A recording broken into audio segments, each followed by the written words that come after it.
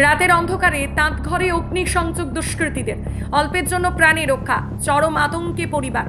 রাতের অন্ধকারে তাঁত ঘরে আগুন লাগিয়ে দিল দুষ্কৃতীরা, অল্পের জন্য প্রাণে রক্ষার চরম আতঙ্কে দিন কাটছে পরিবারের। ঘটনাটি নদিয়ার শান্তিপুর থানার অন্তর্গত কামারপাড়া লিচু বাগান এলাকায়। জানা যায় লিচু বাগান পাড়ার বাসিন্দা বাপ্পা রায় পেশায় তাঁতি, তাঁত বুনে কোন রকমের সংসার চলে তাদের। প্রতিদিনের মতো আজ সকালে ঘুম থেকে উঠে তার ঘরে গিয়ে দেখে তাঁতের সুতো ছিন্ন ভিন্ন অবস্থায় পড়ে রয়েছে। কাছে আসতে দেখে পড়া গন্ধ।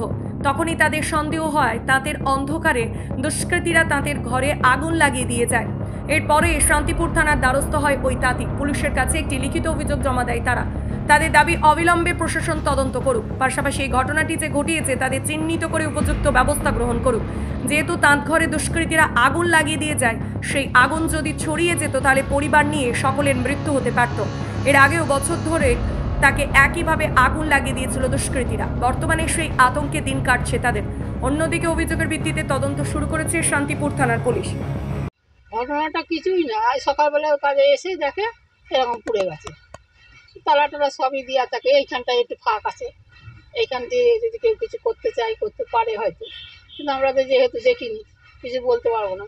কিন্তু এই যা ক্ষতি হয়ে গেছে এখন এই ঠিক করতেই তো এখন আমার দুই ছেলেকে একসঙ্গে লাগতে হবে, তারপর লোক দিয়ে কাজ করানো, আমার এই তাদের উপরেই সংসার। তার না বললে আগুন তো যদি ভয়াবহ আকার নিত, বাড়িটাই পুরো আমার এই গ্যাস রয়েছে, সামনে গ্যাস আছে, আমার আরো জিনিসপত্র সব রয়েছে, ধরে গেলে তো আমি একা মরবো না, আরো 5 ঘর নিয়ে মরবে।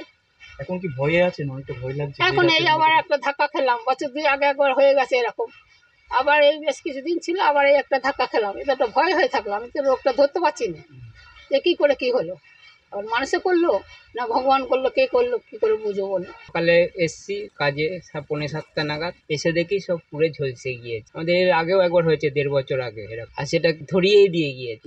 সেটা বলতে পারবো না, ব্যক্তিগত কোনো সত্যি না ব্যক্তিগত নেই, আর থাকলেও এখন যেহেতু দেখিনি বলার উপায়।